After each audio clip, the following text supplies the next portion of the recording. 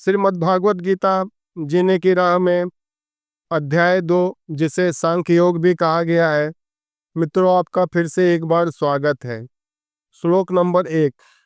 तम तथा कृपया आविष्टम अश्रुपूर्ण आकुला एक क्षणम विषिदंतम इदम वाक्यम उवाच मधुसूदना।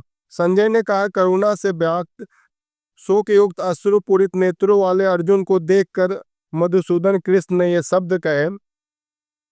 श्री भगवान उवाच कृत्वा कसमलम इदम विष में समुपस्थितम अनार्य जुष्टम अस्वर्गम अकीर्तिकरम अर्जुना।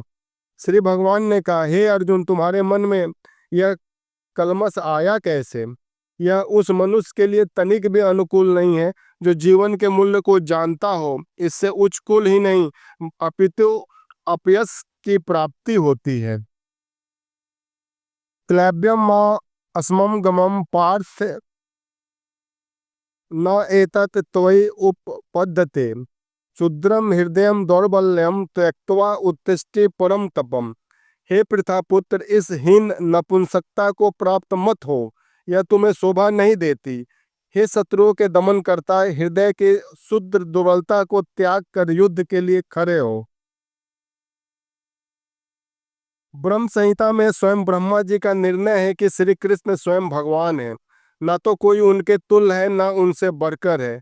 वे आदि स्वामी या भगवान है, गोविंद के रूप में जाने जाते हैं, समस्त कारणों के परम कारण हैं।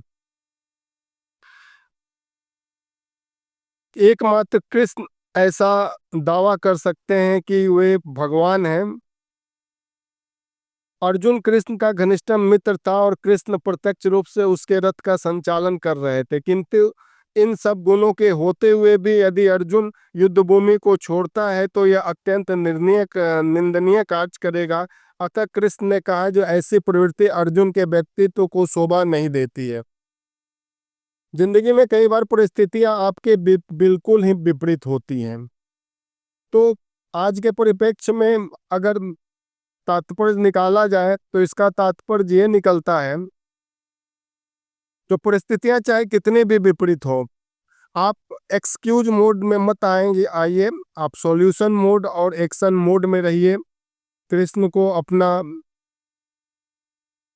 सारथी समझिए और गीता को अपनी माँ समझिए और आगे बढ़िए, जीत आपकी होगी। नमस्ते मित्रों, मिलते हैं कल एक बार।